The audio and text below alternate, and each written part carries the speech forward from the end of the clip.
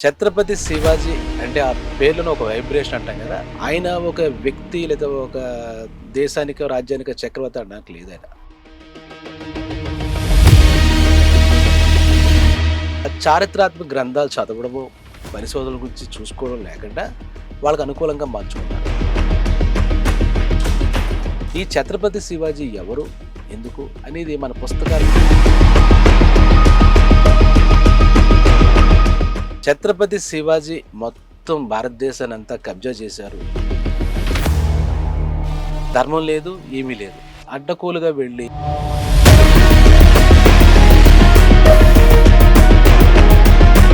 ఆయన ఏమి రాజుబిడ్డ కాదు. వారసత్వంగా ఆయనకేమి రాలేదు. వాళ్ళ నాన్నగారు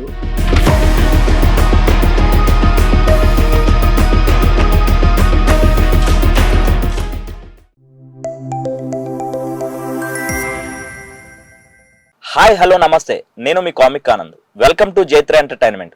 సో ఈరోజు మనం ఒక స్పెషల్ గెస్ట్తో ఉన్నాము. ఏ విషయం మీద మాట్లాడబోతున్నాం అంటే ఛత్రపతి శివాజీ గారి గురించి, ఆయన చేసినటువంటి పోరాటం గురించి. కొంతమందికి తెలుసు, కొంతమందికి తెలియని విషయాలు కూడా మరి మన పరమహంస గారిని అయితే అడిగి తెలుసుకుందాం. నమస్తే సార్. నమస్తే అండి. చాలా మంచి విషయాన్ని ఈరోజు మనం ముచ్చరించుకుంటాం. ఛత్రపతి శివాజీ అంటే ఆ పేర్లోనే ఒక వైబ్రేషన్ అంటాం కదా, అది ఉందన్నమాట. ప్రతిరోజు ప్రతి హిందువు, ఇంకా మాట్లాడితే ప్రతి భారతీయుడు కూడా తలుచుకోదగ్గ వ్యక్తి ఎవరైనా ఉన్నారంటే ఛత్రపతి శివాజీ అని మనం ఖచ్చితంగా చెప్పచ్చు. ఆ పేరులోనే ఒక ఉద్వేగం, ఒక ఉద్రేకం, ఒక సంకల్పం, ఇవన్నీ మిళితమై ఉంటాయన్నమాట. ఆయన ఒక వ్యక్తి లేదా ఒక దేశానికో, రాజ్యానికో చక్రవర్తి అనడానికి లేదు ఆయన. ఆయనే ఒక చరిత్ర యాక్చువల్గా.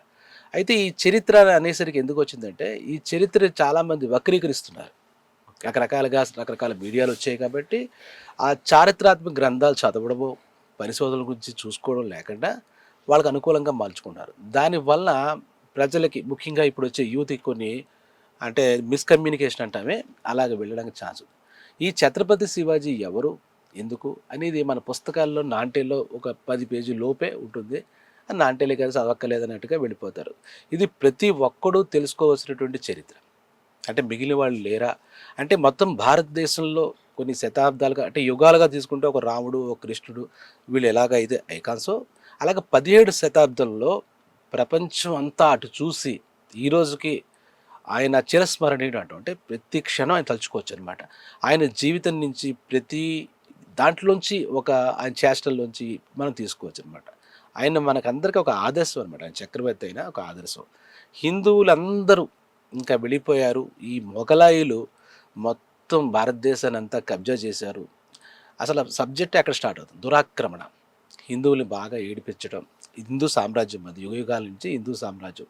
భరతభూమి, కర్మభూమి, ధర్మభూమి అనేటువంటి విషయంలో ధర్మం లేదు, ఏమీ లేదు. అడ్డగోలుగా వెళ్ళి ఈ మొఘలాయులు దురాక్రమణలు చేసి, అలాగా ఆడవాళ్ళని బాగా చెరిచి పెళ్ళైన వాళ్ళు, వివేకం వివేచన కోల్పోయి అసలు ఈ హిందూ ధర్మాన్ని భ్రష్టు పట్టిస్తున్న సమయంలో ఒక చీకట్లో చిరుదివ్య అంటామే, అలాగా ఛత్రపతి శివాజీ ఉద్భవించడం జరిగింది అనమాట. ఉద్భవించడం అంటే ఆయన పుట్టుక వెనకాల కూడా, అంటే ఇప్పుడు చరిత్ర అనేసరికి పరిశోధన గ్రంథాలు, ఆయన చరిత్ర రాయాలంటే పేజీలు సరిపోవు, పుస్తకాలు సరిపోవు.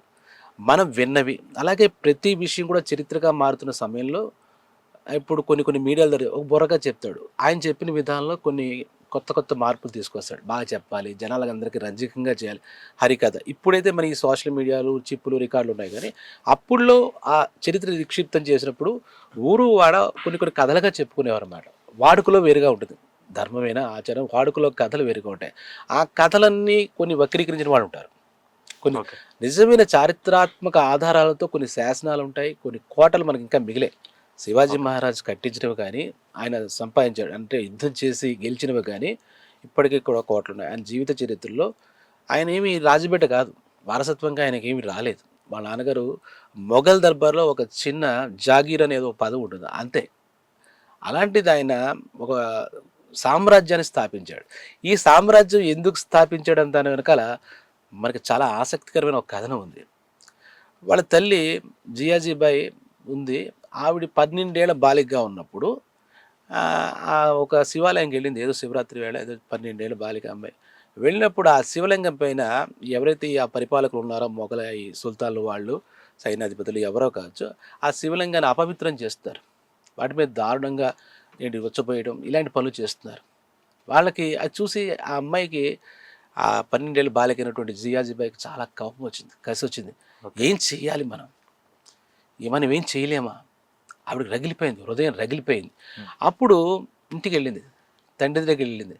నాన్న చూసావా, శివాలయంకి వెళ్ళిన పొద్దున్న అందరూ ఇలాగ మొఘలాయి సుల్తాన్లో ఎవరెవరు వాళ్ళు తెలియదు సైనికులు వాళ్ళంతా కలిసి ఆ అపవిత్రం చేస్తున్నారు, మీరు ఏదైనా చేయండి అని వాళ్ళ అడ్డుకోండి అంటే ఆయన అంటాడు, నా కర్మకాలి నేను వాళ్ళ దగ్గరే పనిచేస్తున్నాను, ఆ మొఘల్ దర్బార్లో పనిచేస్తున్నాను, వాళ్ళు జోలికి వెళ్తే మన ప్రాణాలు తీసేస్తారు, ఓకే. మన పరిధిలో మనం ఉండాలి తప్ప వాళ్ళని ఏం చేయలేమమ్మా అని సర్ది చెప్తాడు. ఓకే. ఆ ఆన్సర్ నచ్చదు. ఏంటి ఇంత అక్రమంగా ఇంత అన్యాయంగా ప్రవర్తిస్తుంటే, నేను పూజించే భగవంతుడు నా విశ్వాసం మీద ఇంత అపవిత్రంగా ప్రవర్తిస్తుంటే ఏం చేయలేరని నాన్న అంటే, అమ్మ నువ్వు ఇంకా ఆ విషయం ఎక్కువ ఆలోచించుకోకు, నీకు నచ్చిన పరమేశ్వరుడు పూజించుకో అంతే తప్పితే అక్కడికి వెళ్ళకు అన్న టైపులో ఆయన చెప్పేశాడు. ఓకే. ఆమెకి అప్పటి నుంచే ఒగ్గబెట్టుకుంది అలా కొన్నేళ్ల పాటు. దాని అమ్మాయికి పెళ్ళిడి వయసు వచ్చింది, మంచి అల్లుడిని చూసి పెళ్ళి చేశాడు తండ్రి. తర్వాత డే 1 కాపురానికి వెళ్ళినప్పటి నుంచి భర్తతో కూడా ఇదే మాట. ఈరోజు కూడా ఈ ఎవరైతే పరిపాలకులు ఉన్నారో వాళ్ళ జులుం ప్రదర్శిస్తున్నారు, వాళ్ళు ఏదైనా చేయొచ్చు, కానీ భగవంతుడు మనం పూజించే భగవంతుడు మన విశ్వాసమైనటువంటి భగవంతుడి మీద కూడా ఇటువంటి కార్యక్రమాలు చేస్తున్నాడు కదండి, మీలాంటి వాళ్ళు ఏం చేయలేరా అని అడుగుతాడు. ఏటికి ఎదురెదటువంటి అదే మనకి లేదు, మన దుస్థితి ఇలాగుంది, మనకి దుస్థితి ఉన్నప్పుడు భగవంతుని కూడా మనం ఏమీ రక్షించుకోలేము, మన ధర్మం ఏమి ఇక్కడ ఏం కనపట్లేదు అని సర్ది చెప్పేస్తాడు. తండ్రి ఏవైతే చెప్పాడో భర్త కూడా అది చెప్పాడు. ఆ రోజు ఆ తల్లి ఆ జియాజీబాయి ఒక నిర్ణయం తీసుకుంది. నా తండ్రి జన్మనిచ్చిన తండ్రి ఏం చేయలేకపోయాడు, నేను పెళ్లి చేసుకుని ఇక్కడికి వచ్చి ఈయన ఏం చేయలేనని చెప్పేస్తున్నాడు, నిస్సహాయాలుగా చెప్తున్నారు, వాడి మాట నచ్చలేదు. ఓకే. సరే ఆ శివుడిని నేను పూజిస్తాను, ఆ! ఆ శివుడి దాంతో నాకు ఒక కొడుకును కంటాను, ఆ కొడుకు సాయంతో నేను ఖచ్చితంగా నేను అనుకున్న సామ్రాజ్యాన్ని స్థాపించుకుంటాను, నా హైందవ ధర్మాన్ని నేను రక్షించుకుంటానని ఒక దృఢమైన దీక్ష తీసుకుంది.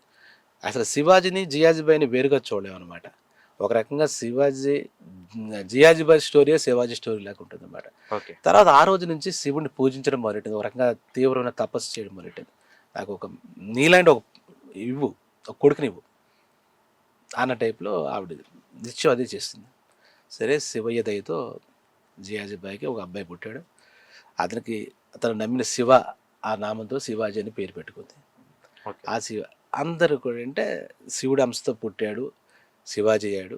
శివాజీ ఏదైతే ధర్మాన్ని రక్షించడానికి ఉంటుందో అలాగే ఇక్కడ కూడా ఒక శివుడు ఉద్భవించాడు, భారతదేశాన్ని, ధర్మాన్ని, హైందవ ధర్మాన్ని, ఆర్ష ధర్మం అంటారు దీన్ని, ఆర్ష ధర్మాన్ని, సనాతన ధర్మాన్ని రక్షించడానికి ఒక శివుడే మళ్ళీ ఈ శివాజీ రూపంలో పుట్టాడు అనేది ఇది. అయితే ఇందాక చెప్పుకున్నట్టుగా ఈ చరిత్ర కదండి ఇది రాశారని, ఇప్పుడైతే మనం ఏదైనా కంప్యూటర్ అన్ని వచ్చి ఒకటి రాసాం చేసాం చెందామంటాం. ఇవాళ గాంధీ గారు ఉన్నారా అంటే మనం అడగలేం చరిత్ర అంటే, నేను చూడలేదు కాబట్టి చెప్పలేను. అలా ఛత్రపతి శివాజీ గారు కోటలు కొన్ని ఉంటాయి అనమాట, మనకి అక్కడక్కడ కనిపిస్తూ ఉంటాయి అనమాట.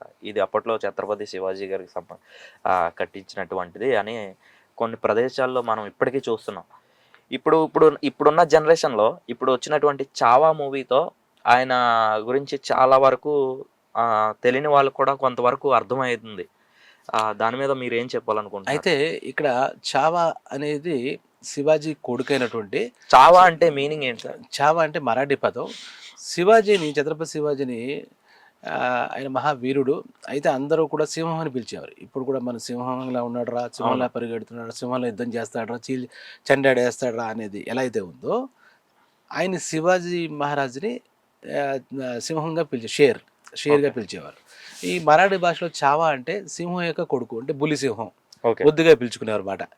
ఆ బుల్లి సింహం ఆయన పెద్ద సింహం అయ్యాక కూడా పరిపాలనలోకి వచ్చి సామ్రాజ్యం చేపట్టిన కూడా అక్కడ దేశ ప్రజలంతా చావా మహారాజ్ అని, ఆయన అసలు పేరు సంభాజీ మహారాజ్, అయితే చావా అని అలా పిలుచుకోవడంతో ఆయనకు అలా కీర్తి ప్రతిష్టలు అయ్యారు. అది పక్కన పెడితే ఇక్కడ మన శివాజీ ఇందాక మీరు అడిగినట్లు కోటల గురించి మాట వచ్చింది. ఈయన సామాన్యమైనటువంటి ఒక జాగిరి కొడుకు, షహాజీ ఆయన తండ్రి పేరు. ఆయన జాగీర్ అంటే ఆయన చిన్న పదవి అంతే, ఆయనకి ఏమీ లేదు. అయితే చిన్నప్పటి నుంచి విద్య ఏంటి మాట్లాడుకుంది, ఇది తల్లి పిల్లలకి ఏం బోధించాలి అనేది ఇప్పటికి కూడా, అంటే 400 ఏళ్ళు అవుతుంది, ఇంకో 5-6 ఏళ్ళకు 400 ఏళ్ళ సంబరం కూడా మనం చేసుకోవాలి. ఛత్రపతి శివాజీ పుట్టుకొచ్చి మాట్లాడుకుంటే ఇంతక శివుడు అది చెప్పుకొచ్చాం. దైవికంగా జరిగింది ఇదంతా ఆ జియాజీ సంకల్పం అని చెప్పాం. ఆయనకి అంటే ఈ చరిత్రలో గ్రంథాల ఆధారంగా తీస్తే 1630 సంవత్సరం అంటే 17వ శతాబ్దం అవుతుంది. ఓకే.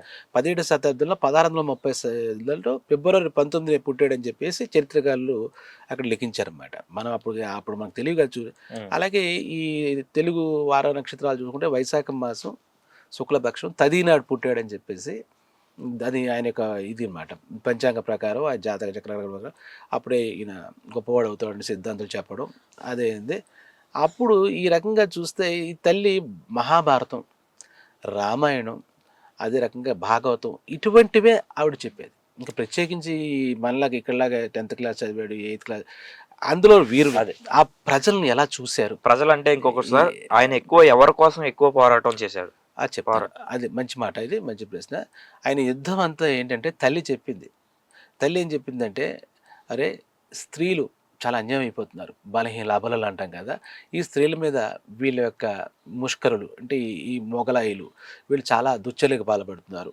వాళ్ళకి వావి వరస లేదు, వివేకం విచక్షణ లేవు, అన్యాయంగా వివాహితులను కూడా వీళ్ళు బలాత్కారం చేసి చంపేస్తున్నారు. ఆడవాళ్ళు బతకాలంటే కష్టంగా ఉంది, వాళ్ళు రక్షించడానికి నువ్వు సిద్ధం అవ్వాలి, ప్రతి స్త్రీలోనూ ఒక తల్లిని నువ్వు చూడాలి అని చెప్పేసి చిన్నతనం చెప్పినప్పుడు ఈ కథల్లో చెప్తూ ఉన్నప్పుడు చెప్పాడు.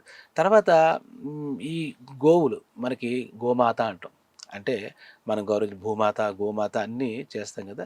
ఈ భూమాతను ఎలాగా దురాక్రమణ చేసి ఆక్యుపై చేసేస్తున్నారు. గోమాతలు ఆవుల్ని వాళ్ళు చంపి తినడం అవి చేస్తూ ఉండేవారు. ఇప్పటికి కూడా ఉంటుంది కబేళాలని చెప్పేసి. మొగలాయిలు అంటే ఎవరు సార్?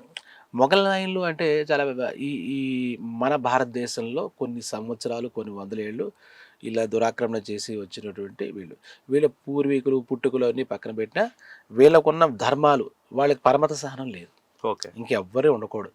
ఒకవేళ ఉన్నా కూడా తమ మతంలోకి చేర్చుకోవాలి.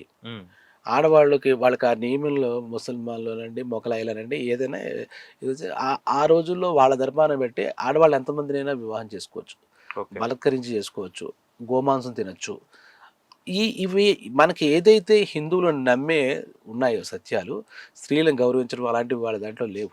హక్కుల్లో వాళ్ళ ధర్మాలు వేరుగా ఉన్నాయి. అవి పక్కన పెడితే దానివల్ల ఎఫెక్ట్ అయింది హిందువులు అనమాట. హిందువులకి అసలు రక్షణ లేకుండా పోయింది, ఆ జీవించే హక్కు కూడా లేకపోయింది. అంటే అప్పుడు మన పరిస్థితులు ఊహించుకోవచ్చు అనమాట. Okay sir. మరి అన్యాయంగా మనకు ఉండేవి. ఇది ఎవరు వక్రీకరించక్కర్లేదు, వాస్తవంగా చారిత్రక సత్యాలు ఇవన్నీ. అయితే అప్పుడు ఈయనకి తల్లి మాట తీసుకుంది, అరే నువ్వు హైందవ సామ్రాజ్యాన్ని ఏర్పడి స్వతంత్రంగా బతకాలి, మనం ఎవరి కింద బతకూడదు, స్వతంత్ర హైందవ సామ్రాజ్యానికి నిర్మాణకర్త నువ్వే అవ్వాలి, అందరికీ నువ్వు రక్షణ ఇవ్వాలి, నువ్వేం చేస్తావో నాకు తెలియదు, అదే నాకు నువ్వు ఇచ్చే బహుమానం అన్న టైప్లో. అలాగే ఉక్కుపాలతో పోసామంటారే, ఉక్కుపాలతో ఇవంతా హైందవ ధర్మాలు, ఎందుకంటే మహాభారతంలో ఉన్న సూక్ష్మాలు ఇవన్నీ ఆవిడ ఎంతో వీడిని తయారు చేసుకోవాలి. ఇప్పుడు మేము బహుశా అనుకుంటాను ఇప్పుడు వచ్చే సినిమాలో కూడా ఆ తల్లి కేజీఎఫ్లో కానీ ఛత్రపతి సినిమాలో తల్లి చెప్పిందే వీడికి ఎలా అయితే ఎక్కుతుందో అక్కడి నుంచి ఆ ప్రయాణం వచ్చి ఉండొచ్చు. అలాగా ఆయనకి అది చేసుకున్నాడు. తండ్రి జాగీర్గా చేశాడు, మీకు ఎక్కువ కాలం బతకలేదు. ఆయన తల్లే మొత్తం, ఆయనకి A to Z తల్లే. ఒక తీర్చిదిద్దచ్చు, ప్రపంచం గుర్తించే వీరుని తీర్చిదిద్దచ్చు అనే విషయంలో కొడుకుకి తల్లి అనే సత్యం చూస్తే ఈరోజు కూడా ఆ తల్లి ఇలా తయారు చేసింది కొడుకుని అనడంలో ఇది ప్రథమ ఉదాహరణ అనమాట. ఒక రకంగా మనం ఉదాహరణగా చెప్పుకోవాలంటే తల్లి ఎవరినైనా తయారు చేయొచ్చు, ఒక క్రిమినల్ని తయారు, టెర్రరిస్ట్ని తయారు చేయొచ్చు, ఒక వీరుడు. ఆ తల్లి సంకల్పం ఉంటే తల్లే ముందు వీరుడు. అసలు తల్లిలోంచే వీరత్వం ధీరత్వం ఇంకోటి పిల్లలకు వస్తాయి. అంటే వారి జీవన శైలి ఎలా ఉండేది సార్ అప్పుడు? వాళ్ళ జీవన శైలి ఎలా అంటే ఈయనకి ఒకటే, తల్లి చెప్పిందే వేదం. ఓకే. తల్లి చెప్పిన మాటే, ఇంకా తప్పితే ఆయన రెండో దృష్టికి వెళ్ళలేదు. మధ్యలో దీనికి ఆయన యొక్క దీనికి ఎలా చెప్పాలంటే బలం ఇచ్చింది తల్లి, సంకల్ప దీక్ష ఇచ్చేసింది. ఆ దీక్ష ముందుకు వెళ్ళడానికి ఆయనకు ఒక గురువు, సమర్థనాథ్ అని చెప్పి ఒక గురువు బాగా దోహదపడ్డాడు అనమాట. ఆ గురువు ప్రభావం కూడా ఈయన మీద విపరీతంగా ఉందన్నమాట. గురువు ఇలా ఈ దారిలో వెళ్ళాలి, ఈ రకంగా చేయాలి, ఈ రకంగా నువ్వు గెలవాలి, నీ వ్యూహంతో నువ్వు గెలవాలి. ఎందుకంటే వ్యూహంతో గెలవాలనే మాట ఇక్కడ నేను చెప్తున్నానంటే, మనం చెప్పినట్టుగా 6 అడుగుల ఆజానుబాహుడు, కండలు తిరిగిన వీరుడు అదేం కాదు శివాజీ మహారాజు. ఎవరైనా ఏదైనా అంటే అది తప్పది. చాలా పొట్టిగా బలహీనంగానే ఒక రకంగా చెప్పాలంటే. శారీరక దృఢత్వం ఆయనకి ఏమీ లేదు. ఓకే. శారీరక దృఢత్వం లేదు. ఈయన ముందు చూస్తే 10 మంది ఎంత పొడుగు ఎలా నిలబడినా కూడా ఈయనలో ఉన్నది మానసిక దృఢత్వం, దృఢ సంకల్పం. అంటే గుండె బలం అంటారే అలాగా. అవును. అంటే ధైర్యానికి మారు రూపం అంతే తప్పితే ఆయన ఇంత హీరోని 10 మందిని కొడతాడు. ఆ టైప్‌లో ఆయన శారీరక ఇది లేదు. శారీరక ధర్మం లేదు. ఎంతసేపు ఆయనకు ఒక తంత్రం, ఒక వ్యూహం. ఆయనంటే బుద్ధి బలమే ఆయన ఎక్కువ ఉపయోగించేవాడు. దేహబలం తక్కువ. ఓకే. బుద్ధి బలం వాడేవాడు. ఆయనకి మాతృబల ఆశీస్సులున్నాయి. గురుబలం ఉంది ఇంకా మాట్లాడితే. దైవబలం కూడా ఉంది. ఆ దైవబలం దగ్గరికి మనం వెళ్దాం. అయితే ఇక్కడ 17 ఏటే. ఇప్పుడు మనం అంటే 17 ఏటది ఏ ఇంటర్మీడియేట్ చదువుకునే స్టేజ్ ఈ రోజుల్లో మనలాంటి వాడి పిల్లలందరం కలిసి. ఆయనకి చిన్నప్పటి నుంచి ఇదే మళ్ళా మన దగ్గర నుంచి దురాక్రమణ చేసిన విషయాల్ని నువ్వు మళ్ళా వెనక్కి తెచ్చుకోవాలి. హ్మ్. మన ధర్మాన్ని తొక్కేశారు. ఓకే. మళ్ళా ధర్మాన్ని నిలబెట్టాలి. హ్మ్. మన వైభవం ఏమిటి అనేది నువ్వు తీసుకురావాలి. అదే నీ టార్గెట్ అని.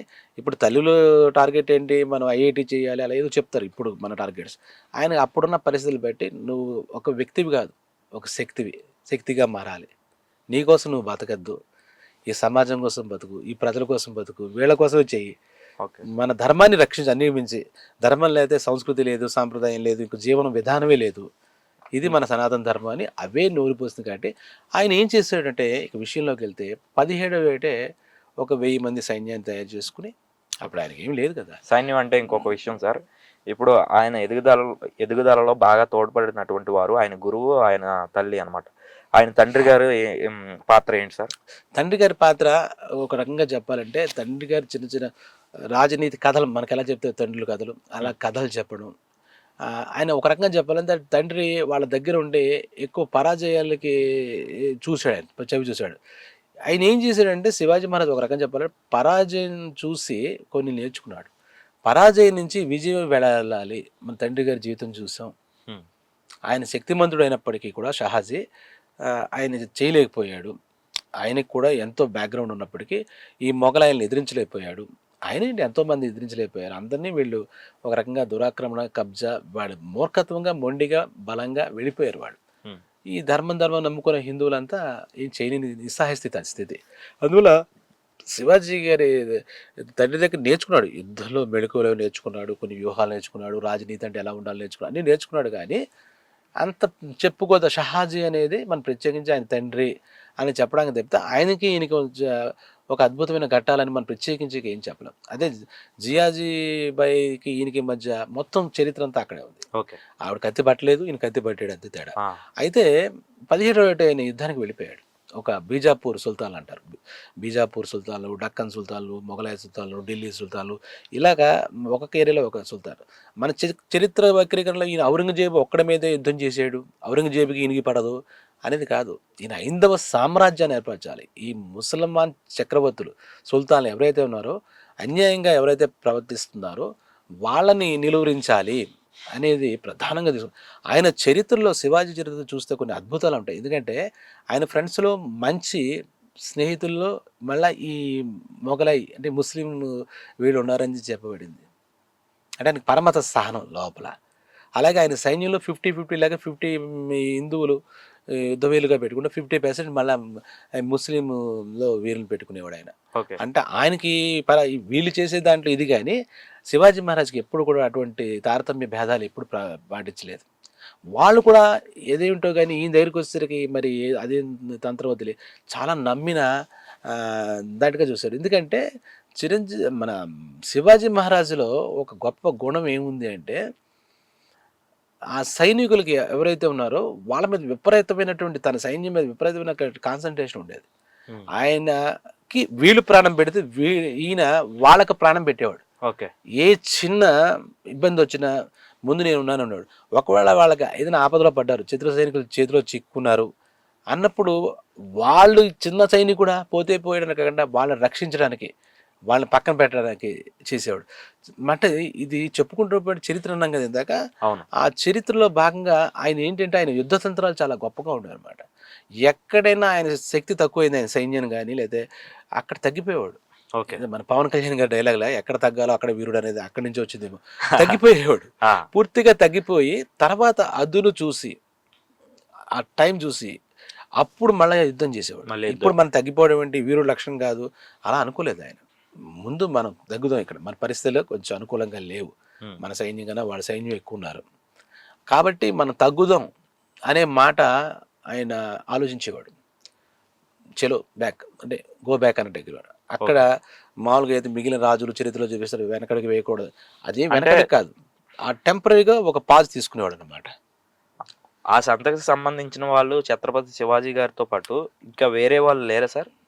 వేరే వాళ్ళంటే హిందువులకు సంబంధించిన ఆ, ఏ ఏ రాజు ఏ చక్రవర్తి మిగలకుండా చేశారన్నమాట. అంత జీరో వచ్చేసిన తర్వాత ఆల్మోస్ట్ మొత్తం చీకటిలో వచ్చిన తర్వాత ఒక చిరు కిరణంలాగా ఈయన్ని బయటకు వచ్చాడు అంతే. ఓకే. అంత ముందు ఉన్నారు హిందూ సామ్రాజ్యంలో ఎంతో మంది ఛత్రపతులు ఉన్నారు, యువరాజులు ఉన్నారు, చక్రవర్తులు ఉన్నారు, ఉన్నారు, ఉండలే కాదు, యుగాల నుంచి మన రాజరిక ప్రపంచంలో ఉన్నారు. 17వ శతాబ్దం దాకా కూడా లేరని కాదు, వాళ్ళంతా ఇంకా తగ్గిపోయి వాళ్ళు చదువుకున్న టైంలో వీళ్ళ యొక్క దుశ్చర్యలు, వీళ్ళ అవినీతి కార్యక్రమాలు, అక్రమాలు ఇవన్నీ ఎక్కువైనప్పుడు అంతా బాధపడుతున్న టైంలో ఒక వీరుడు వచ్చాడు అనమాట. ఓకే. అంటే ఇంకా మిగిలిన వాళ్ళు లేరా, వాళ్ళు దే సరెండెడ్ అనమాట, దే సరెండెడ్, ఇంకా మన కాదు అన్నట్టుగా వాళ్ళు సరెండెడ్ అయిపోయినప్పుడు నేనున్నాను. అంటే అప్పుడు రోజుల్లో చూస్తే ఫస్ట్ మొఘలాయిలు ఉన్నారా మన దేశంలో, లేకపోతే ఎవరు ఉన్నారు సార్ ఫస్ట్ నుంచి? అంటే ఫస్ట్ నుంచి ఇక్కడ చూస్తే మనకి ఈ చరిత్ర లోపలికి లోతుగా వెళితే మొఘలాయిలు ఉన్నారు. అంటే ఈ ఈ భౌగోళిక నైసర్గిక స్వరూపం అంటాం కదా, ఇలా లేదు. ఇప్పుడు ఇప్పుడు మనకి ఏదో జిల్లాలు, రాష్ట్రాలు ఇలా చేసాం కదా, కొన్ని ఏరియాలన్నీ ఇప్పుడు నాందేడు ఇదంతా మరాఠా సామ్రాజ్యం. ఓకే. అలాగా కొన్ని సామ్రాజ్యాల కింద ఉండేవన్నమాట. అక్కడ ఢిల్లీ సామ్రాజ్యం అలాగా ఉండేది తప్పితే అంటే వాళ్ళు ఒక రాజ్యం అన్నమాట, ఒక రాజ్యం. మనం 47 ఈ బ్రిటిష్ వాళ్ళంతా వచ్చిన తర్వాత ఈ సంస్థానాలన్నీ విలీనం చేయడం, ఇప్పుడు రాష్ట్రాలుగా విడిపోయిన అప్పుడు రాజ్యాలుగానే ఉండేవి. అవి రాజ్యాలుగా ఉండే స్వతంత్ర రాజ్యాలు, ఒక అండర్లో రాజ్యాలు. కొంతమంది ఇందాక చెప్పినట్టు మీరు చెప్పినట్టు మొఘలాయలు ఇప్పుడు హిందూ ఉన్న సంస్థానాలు ఉన్న వీళ్ళంతా అండర్ మొఘలాయ దర్బార్లో ఉండే మొఘలాయ చక్రవర్తుల అండర్లో ఉండాలన్నమాట. ఇంక మనకేమి స్టాంప్ లాగా అంతే, వాళ్ళు ఎదిరిస్తే వీళ్ళు బతకలేరు, ఇలా ఉండేది. ఇక్కడి నుంచి చూస్తే ఆ 17 ఏళ్ళు ఆయనకి ఇది ఆయన 17వ శతాబ్దానికి చెందినవాడు.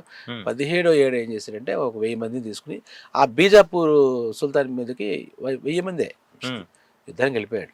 మొత్తానికి ఆయన తంత్రాలు, ఆయన ఏంటంటే ఆయన వ్యూహాలు అది చూస్తే ఎక్కడైతే తగ్గడం ఇవన్నీ చూస్తే దాన్ని గెరిల్లా యుద్ధం అంటున్నాం. ఇప్పుడు గెరిల్లా యుద్ధం అని చేగుబేరా అవి కూడా చెప్తూ ఉంటారు. గెరిల్లా అనే పదం వాడతాం. గెరిల్లా అంటే అర్థం ఏంటి సార్? ఆ గెరిల్లా అంటే అంటే ఒక రకంగా దొంగచాటుగా దెబ్బతీయడం అని కూడా తీసుకోవచ్చు అనమాట. ఓకే. మనం దొంగచాటుగా దెబ్బతీయడం, ఆ పసిగట్టి శత్రువు మీద యుద్ధం చేయడం, ఓకే, ఇది దీనికి నాంది ఆయన అనమాట. ఇది ఒక చిన్నగా ఒక అర్థం. దీనికి గెరిల్లా యుద్ధం దానికి కొన్ని లక్షణాలు అవన్నీ కూడా శివాజీ మహారాజ్ ఈ యుద్ధ తంత్రాన్ని అనుసరించి చూస్తే గెరిల్లా యుద్ధానికి నాంది పలికిన వాడు ఆయన అనమాట. 1000 మంది ఉన్నారు, వాళ్ళు 10,000 మంది ఉన్నారు, వాళ్ళు ఎలా చేయాలి, మనం ఎలా చేయాలి, చెట్టు మించి దూకుతాడు, 10 మందిని మట్టు పెడతాడు, ఆ టైప్ చేసేది గెరిల్లా యుద్ధం. అంతమంది లేరు, సమానంగా సైన్యం ఉంటే అది యుద్ధం, దానికి ఒక నియమం నీతి ఉంటుంది. కేవలం 1000 మంది మాత్రంతో యుద్ధానికి వెళ్ళాడు. అది వెళ్ళి అక్కడ అప్పుడులోనే ఆ ఫస్ట్ అటెంప్ట్లోనే తోర్నా ఫోర్ట్ అని పూనా అనమాట, ఇదంతా పూనా ఇప్పుడు మనకు నడుస్తున్న పూణే అంటే పూనాలో ఆ ఫోర్ట్ వీళ్ళు ఫస్ట్ క్యాప్చర్ చేశారు. శివాజీ మహారాజ్ 17 ఏట ఆ తోర్నా ఫోర్ట్. అక్కడి నుంచి కొంచెం దూరం వెళ్తే ఒక కొండ ఉంది, రాయగఢ్ కన్నా ఏదో అంటారు, రాయగఢ్ కొండ, అక్కడ ఫోర్ట్ లేదు, దాన్ని కూడా మన దాంట్లోనే మనం తెచ్చుకోవాలని చెప్పి దాని మీద కూడా జెండా ఎగరేశాడు. ఈ రెండు చేయడంతో పూనా అంతా కూడా ఆ పార్ట్ అంతా ఈయన హ్యాండ్ ఓవర్లో వచ్చింది. అక్కడి నుంచి ఇంకా ఆయన విజయయాత్ర, ఆయనకి మహారాజా ఛత్రపతి అనేది ఆయన ఇంటి పేరు కాదు, వాళ్ళ అమ్మ పేట పేరు, ఛత్రపతి ఆయన బిరుదు. ఆయన చేసి సాధించిన వాటికి ఛత్రపతి బిరుదు.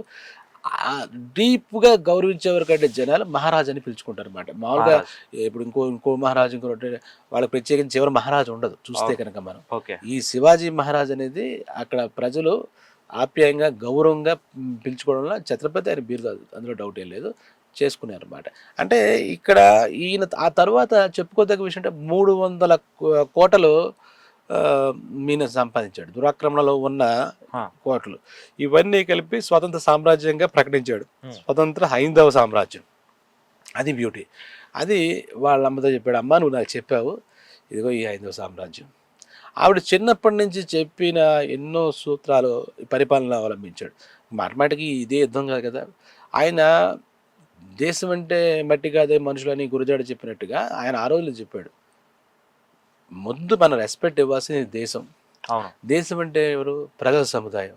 ఈ ప్రజలకు పరిపాలకులు జవాబుదారీలుగా ఉండాలి, ప్రజలకు మార్గదర్శకులుగా ఉండాలి. ఆయన పెట్టుకున్న మోటో ఓకే. మనం అలాగే రాజు ఎప్పుడు నీతితో ఉండాలి, గాడి తప్పకూడదు, అవినీతి చేయకూడదు. అలా చేస్తే ప్రజలు కూడా అవినీతి మార్గంలో వెళ్ళే అవకాశం ఉంది. ఈ సూత్రాలు ఇన్నేళ్ళైనా, ఆయన వెళ్ళిపోయి 400 సంవత్సరాలైనా, రాజరికాలు పోయి ప్రజాస్వామ్యం, అవే ప్రతి పాలకుడు ఆచరించవలసిన సత్యాలన్నమాట, అక్షర సత్యాలు. ఆ రోజే ఆయన శిలాశాసనాలుగా చేశాడు. నిజంగా శివాజీ మహారాజు రాచరిక వ్యవస్థని రాచరిక పోకడతో ఆయన వెళ్ళే, ప్రజల సంక్షేమం అభివృద్ధే ఆయన ప్రధాన ధ్యేయంగా వెళ్ళాడు. మనం ఆయనకు ఐడియల్గా ఉండాలి, ప్రమాణంగా ఉండాలి, వాళ్ళు మనల్ని ఆచరిస్తారు. అప్పటి కాలంలో ప్రజలు జీవనశైలి కానీ వాళ్ళు ఎదుర్కొన్నటువంటి ఎలా ఉండే సార్?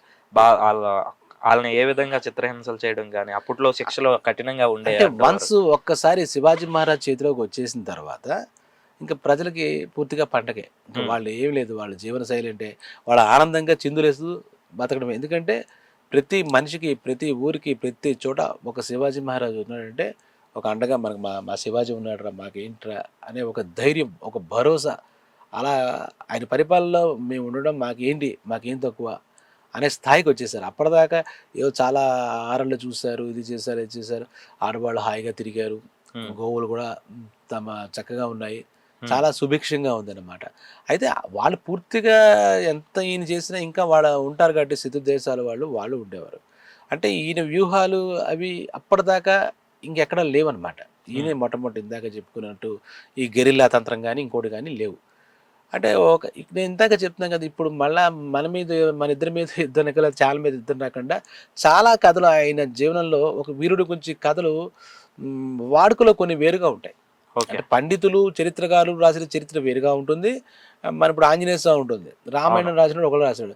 మనం ఏ హరికథ చెప్పే, బుర్రకథ చెప్పో, ఏదో ఒగ్గు కథ చెప్పేవాడు సరదాగా అక్కడ ఉన్న జానపదాలుగా మారుస్తూ ఉంటాడు. అది వక్రీకరించడం అవ్వదు. ఓకే. జనాలందరికీ ఇప్పుడు ఇలా చేశాట. ఎందుకంటే నేను విన్నాను, చదవలేదు, విన్నది ఏంటంటే ఆయనకి ఎంత పరమసహనం ఉండేది అంటే వాళ్ళ అమ్మాయిని ఎవరో ఇష్టపడ్డాడు, లేదా వాళ్ళ అమ్మాయి ఇష్టపడని చెప్పి వేరే మతం నుంచి హిందూ మతంలోకి కన్వర్ట్ అయ్యి అతన్ని అల్లుడుగా చేసుకున్నాడు, అంత పరమస్థానం ఉంది అని చెప్తారు. ఇది ఇప్పుడు కొన్నిటికి చారిత్రకంగా కొన్నిటికి శాసనాలు ఉంటాయి, ఇవి ఉంటాయి, కానీ మనం ఇప్పుడు ప్రూఫ్ ఏది అంటే చెప్పలేము. కొన్ని వాడుకో మన ఇంట్లో విషయాలకే మనకి కొన్ని ప్రూఫ్ ఏది, మీ తాతగారు దానాలు చేసేవారు అని చెప్తారు. నిజంగా చేసిన ప్రూఫ్ ఇవ్వండి అంటే అవన్నీ మారిపోయి మనం వచ్చేసాం. అవును, మనం పక్కన పెట్టేసాం, మనం ఏదో చదువుల్లో వాటిల్లో పడి. ఇలా చూస్తే కనుక శివాజీ మహారాజు, ఛత్రపతి శివాజీ మహారాజు దగ్గరికి ఒక మండిపోతుందిగా, అవతల ప్రత్యర్థులు కూడా మండుతుంది కూడా. అఫ్జల్ ఖాన్ అని చెప్పేసి ఆయన ఒక వాళ్ళ ముస్లిం చక్రవర్తి రాజు ఏదో సంథింగ్ అండి. ఇది వాడుకలో ఉందో అక్కడ ఉందో మనకి తెలియదు, కానీ ఇది ఇది ఎక్కువ వాడుకలో ఉన్నటువంటి విషయం.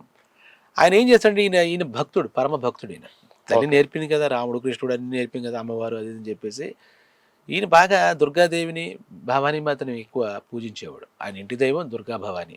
ఓకే. ఆ పూజించినప్పుడు ఏదో ఎలకకి మంట పెడితే బయటకు వస్తుంది కలుగులోంచి అన్నట్టుగా ఒక దుర్గామాత గుడిని పడగొట్టిస్తాడు.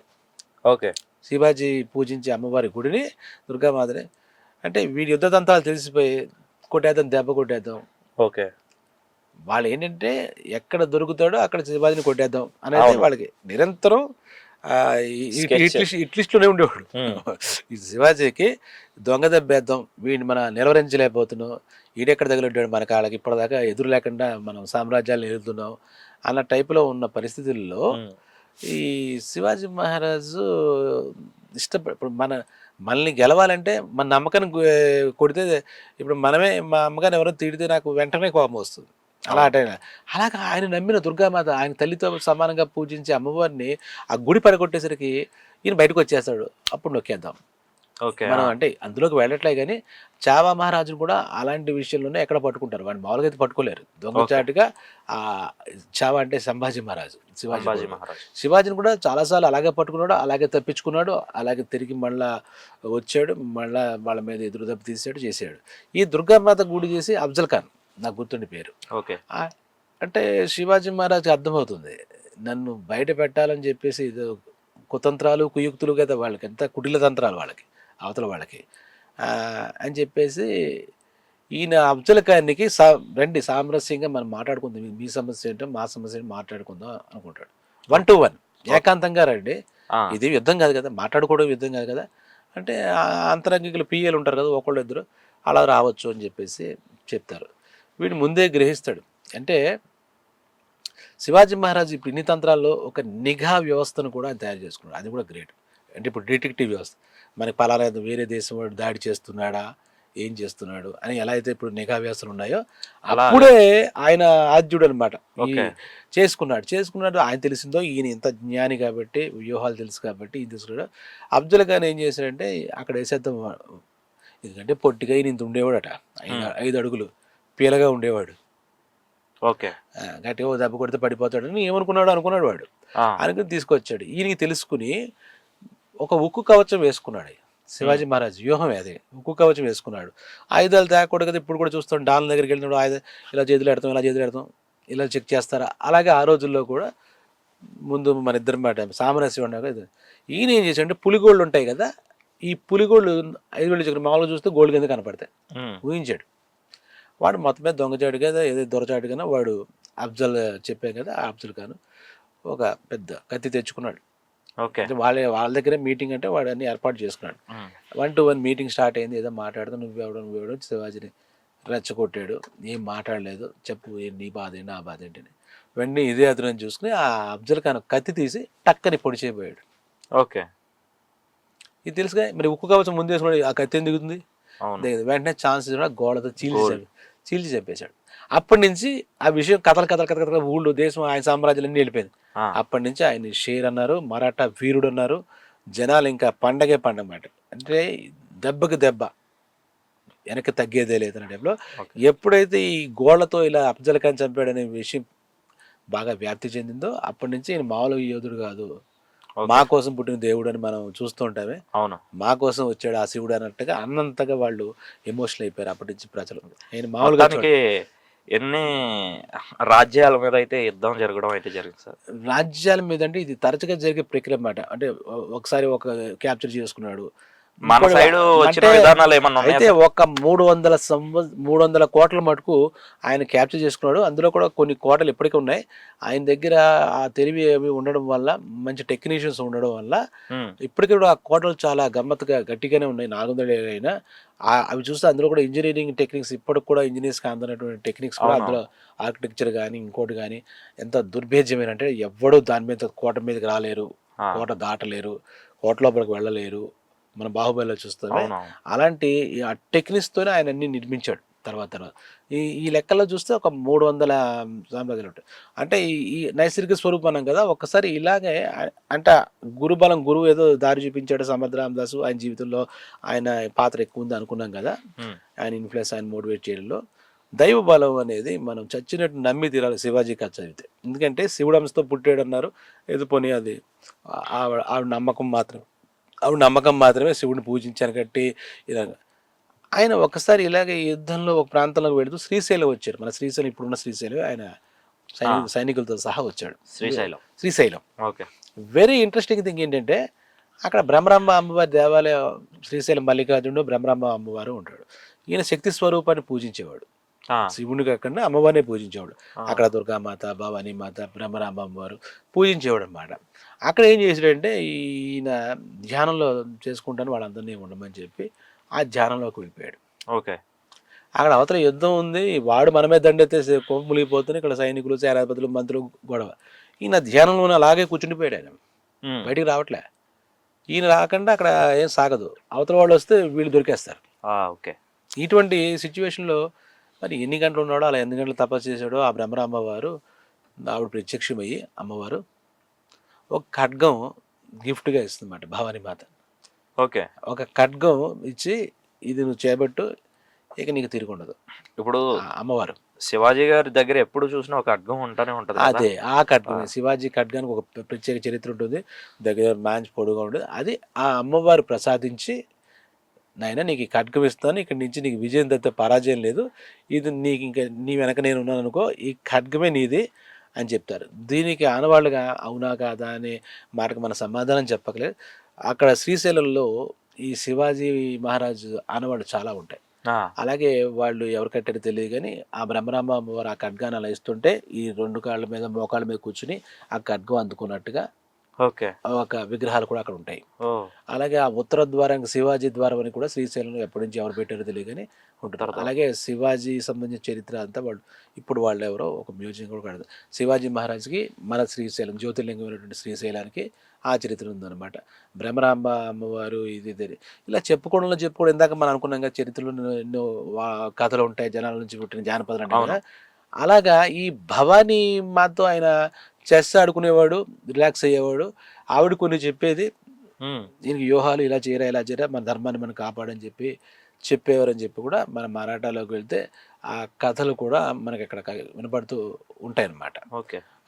శివాజీ మహారాజు అంటే దైవాంశ సంభూతుడు అనడానికి ఇంతకన్నా నిదర్శనం ఇంకోటి ఉండమాట.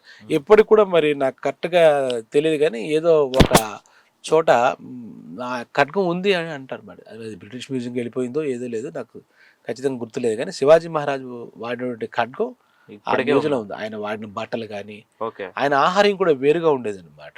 ఆయన చెప్పాల్సిగా ఎప్పుడు మహారాజు అంటే కిరీటాలన్నీ రకరకాలుగా ఉండే మనం చూసేవాడు. కృష్ణదేవరాలు కానీ ఇంకోటి కానీ కిరీటాలకు అయితే కొన్ని రూల్స్ ఏవో ఉండేవి ఆ రోజులు. ఈయన ఇలాగ తలబాగా చుట్టినట్టు ఈయన ఒక్కడే, తర్వాత వేరే వాళ్ళు ఎవరు కూడా చుట్టినట్టు మనం చూడలేదు. ఒక శివాజీ కొన్నటువంటి కోడ్, డ్రెస్ కోడ్ అంటే అది ఆయనకే, ఆయన వేసేది కూడా మన అక్కడక్కడ ఫోటోలో గట్రా చూస్తే అవి కూడా చాలా ఆశ్చర్యంగానే ఉంటాయి. ఇంకా చాలా ముఖ్యమైన విషయం ఒకటి మనం ఇక్కడ గమనించవచ్చు. ఇప్పటిదాకా ఈ మొఘలాయి చక్రవర్తులు అనుకోవచ్చు, వాళ్ళు అనుకోవచ్చు, హిందూ సామ్రాజ్యంపై దాడి చేసినప్పుడు, సాంస్కృతికంగా రకరకాలుగా దాడి చేసినప్పుడు, ధర్మాలపై దాడి చేసినప్పుడు వాళ్ళు ఎన్నో గుళ్ళు మనం ఎంతో విశ్వాసంగా వెళ్ళే గుళ్ళు నాశనం చేసేవారు ఆనవాళ్ళు లేకుండా. కొన్ని చోట్ల దేవీదేవతల విగ్రహాలు పడగొట్టేసేవారు, గోపురాలు పడగొట్టేసేవారు. ఈ శివాజీ మహారాజ్ చరిత్ర ఇంత చదివాను కానీ ఇది చాలా అండర్లైన్ చేయవలసిన విశేషం అన్నమాట. ఆయన ఒక్క మసీదుని పడగొట్టడం కానీ, ఒక రాయి పడగొట్టడం కానీ, ఒక దర్గా పడగొట్టడం కానీ, ఇంత సామ్రాజ్యం స్థాపించిన వ్యక్తికి ఎవడు శత్రువు అనేవాడు లేకుండా చేసిన వాడికి ఆయనకి ఎంత చేయొచ్చు, ఎంతైనా విధ్వంసం చేయొచ్చు. వాళ్ళు మా గుళ్ళ మీద పడగొట్టారు, ఇప్పుడు మనం ఏం చేస్తాం ఇమీడియట్గా మనం కూడా ఏదో పడగొట్టేద్దాం అనుకుంటాం. ఎవడైనా ఎదురువాడు మన మీద దాడి చేసినప్పుడు మనం పవర్ ఉండి కూడా ఆయన చరిత్రలో ఏ రోజు కూడా ఒక్క మసీదు పైన దాడి చేసినట్టుగా కానీ, అలాగే వాళ్ళ లేడీస్ అంటే ఆ మతానికి చెందిన స్త్రీలను ఏదైనా చేర్చడం కానీ, పోనీ ఈయనకి అలవాటు లేకపోవచ్చు, సైనికులను పంపించవచ్చు కదా నాశనం చేయమని, ఒక్కటి కూడా చేయలేదు. మన హిందూ స్త్రీలని అందరినీ ఆడపడుచులుగా తల్లిగా ఎలా చూసుకునేవాడో వాళ్ళని అలాగే చూసుకునేవాడు. వాళ్ళకు కూడా వాడినా వాడిపోయినా మన సాంప్రదాయం పసుపు కుంకుమ ఈ గాజులు, నీ సౌభాగ్యం బాగుండాలి, అన్నయ్య నువ్వు చంపొద్దు అంటే చంపడం కూడా మానేసి అవతల వాళ్ళు కూడా చేతి మొక్కేలాగా ఎప్పుడు కూడా అంటే అతని వీరత్వం చూస్తే ఈ రోజు కూడా శివాజీ మహారాజ్ చెప్పుకుంటే ఇప్పుడు మరాఠా రాజ్యానికి చెందినవాడు, ఇటు పూనా, ఇటు పక్కన ఇటు నాందేడ్, ఇవన్నీ నైసర్గికంగా ఉంది కాబట్టి ఇప్పుడు మహారాష్ట్రలో వాళ్ళ ఇంటింటికి దైవం మనం ఎలా అయితే రకరకాల రాముడు కృష్ణుడిని పూజిస్తాం, అక్కడ వాళ్ళ నిత్యం పూజించే దైవంలో శివాజీ మహారాజ్ ముందు ఉంటాడు. ఓకే. వాళ్ళ పేరు చెప్తే ఇంకా వాళ్ళకి ఇంకా పూనకాలు వచ్చేస్తాయి అన్నమాట. మామూలుగా వాళ్ళ ఇంకా శివాజీ మహారాజ్ అంటే వాళ్ళకి ఇంకా ఆగదు ఆ వేడి. అలాగా ఇక ఇలా చెప్పుకుంటూ పోతే ఆయన చరిత్రలో ఆయన గెరిల్లా యుద్ధాలు కానీ, ఆయన దొరికి తప్పించుకున్నవి కానీ, ఆయన తంత్రాలు కానీ అలాగే ఎన్నో చూసుకోవచ్చు అన్నమాట. ఇక్కడ ఇందులో ఈ 3 పాయింట్స్ నేను చెప్పదలుచుకున్నాను. మెయిన్గా తల్లి తీర్చిదిద్దచ్చు ఎలాగైనా సరే అనడానికి జియాజీబాయ్ శివాజీలో ప్రత్యక్ష ఉదాహరణ. అలాగే గురువులు కూడా ఏదో పాఠాలు సైన్స్ కెమిస్ట్రీ చెప్తున్నారు, కొన్ని నైతిక విలువలు, కొన్ని దేశభక్తి విలువలు మన పాఠాల్లో పిల్లలు చెప్తే ప్యూరిటీగా ఉంటుంది. వాళ్ళ మైండ్లో ఏమేస్తే వస్తుంది. ఇప్పుడు దేశభక్తి అంటే ఎప్పుడో పాకిస్తాన్తో క్రికెట్ ఆడితేనే మనకు కలుగుతుంది, ఎందుకో తెలియట్లేదు. ఏదో ఇలా చావాలంటే సినిమా వస్తుండే కదా, మిగిలిన దేశభక్తి అంటే ఏంటండి అనే పరిస్థితి వచ్చేసాం మనం. అవును. కాబట్టి ఇటువంటి చరిత్ర సృష్టించిన ఇట్లాంటి వీరుడు శివాజీ మహారాజ్ కానీ ఇలాగా ఎంతోమంది ఉన్నారు. అందులో ఇప్పుడు మనం ప్రత్యేకించి ఈరోజు ఎందుకంటే ఫిబ్రవరి నెలలో ఆయన పుట్టాడు కాబట్టి సందర్భం ఉంది.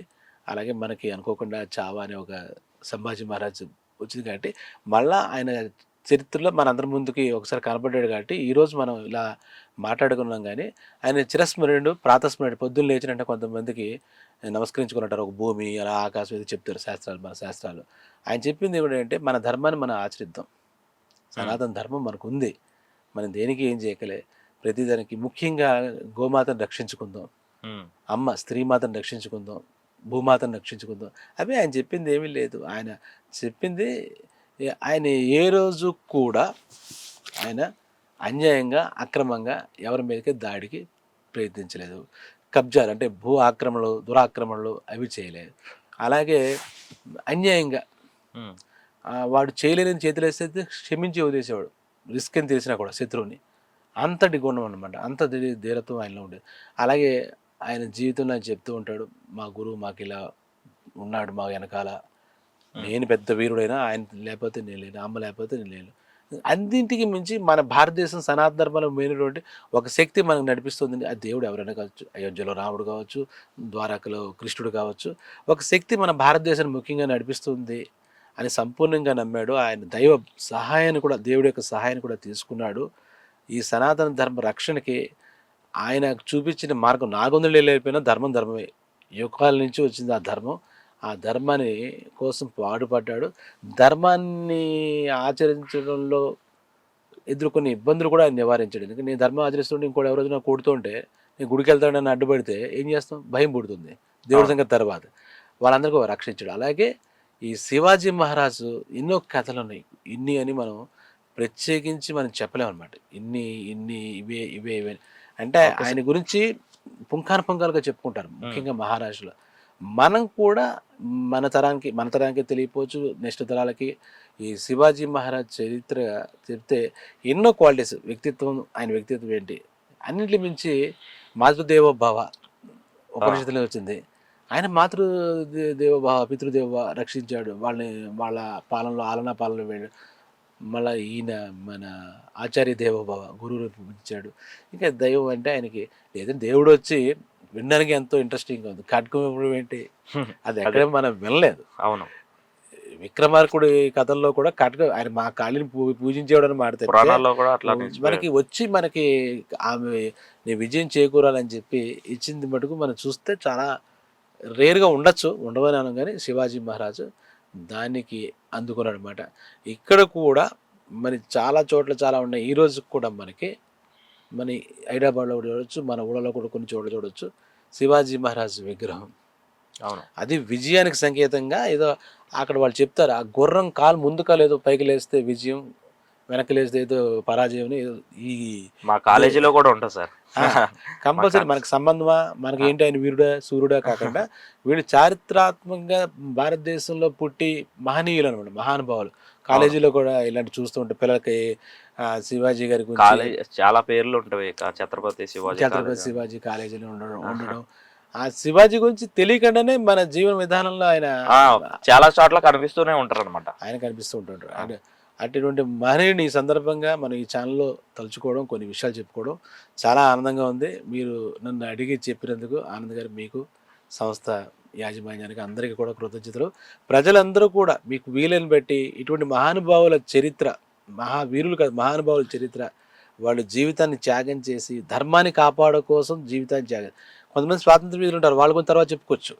వాళ్ళు దేశాన్ని బ్రిటిష్ వాళ్ళు ఆక్యుపై చేసినప్పుడు వచ్చారు. వీళ్ళు అలా కదా, ధర్మం చచ్చిపోతుంది అన్నప్పుడు ధర్మాన్ని 400 ఏళ్ళ క్రితం ఆయన కనుక లేకపోతే అని ఒక ఆలోచిస్తే ఒక క్షణం మనం లేవు, హిందూ మతం లేదు, అసలు లేదు, మొత్తం టోటల్గా ఆక్యుపై అయిపోయి ఉండేది. అసలు ఈ మన ధర్మాలు, ఆర్ష ధర్మాలు, సనాతన ధర్మాలు, ఈ ధర్మాలు ఆ ధర్మం పదానికే అసలు విఘాతం ఏర్పడేది. అటువంటి శివాజీ మహారాజుని నిత్యం మనం తలుచుకోదగ్గ విశేషం ఉంది ఇక్కడ. కాబట్టి అందరూ కూడా శివాజీ మహారాజు గురించి విందాం, విని అవలంబిద్దాం. అంటే ఆయన ఏం చూపించాడు మార్గాలు ఆచరణిద్దాం. అందులో బై డిఫాల్ట్ ఏంటంటే తల్లి ఒక వీరుని తయారు చేయగలదు, తల్లి ఒక ప్రపంచం మెచ్చుకోదగ్గ వీరుని తయారు చేయడానికి శివాజీ మహారాజు చరిత్ర ఒకటి. ఆ జియాజీబాయి కూడా ఒక మనం ప్రణామాలు అర్పిస్తూ శివాజీ మహారాజుని తలుచుకుంటూ ఆయన జైహో అని చెప్పి ఆయనకి తలుచుకుంటూ మనం సెలవు తీసుకుందాం. మరో విషయంతో మరోసారి మళ్ళా కలుద్దాం. నమస్కారం, మీ పరమహంస. Thank you sir. మరి చూస్తున్నారు కదా పరమహంస గారి మాటల్లో మన ఛత్రపతి శివాజీ గారి గురించి అయితే ఎన్నో మనకు తెలియని విషయాలు అయితే తెలుసుకున్నాం. మరొక ఇంటర్వ్యూలో మరొకరి గురించి పరమహంస గారి దగ్గర నుంచి తెలుసుకుందాం. Thank you sir. ధన్యవాదాలు.